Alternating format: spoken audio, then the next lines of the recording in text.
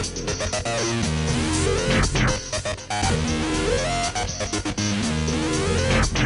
want to talk for a moment about movable and toggleable lights. If we open up the actor class's browser and jump into the different types of lights we have access to, you'll notice that underneath point light and underneath directional light and underneath spotlight, you'll see some different variants of the light. We have things like directional light toggleable, we have point light movable, point light toggleable. We also have spotlight movable and spotlight toggleable.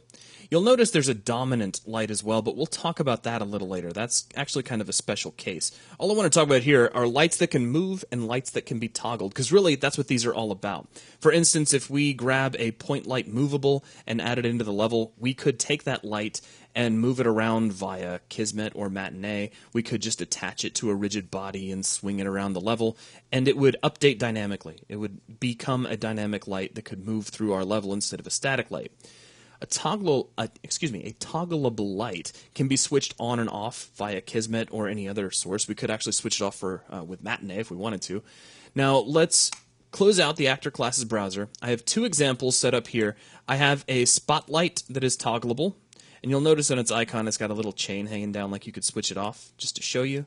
And then I have a point light movable. And it's got the little tiny lines coming off it just to suggest that it's supposed to move for you. Now let's take a look at these in the level. So here is our spotlight toggleable, and it's just switching itself on and off.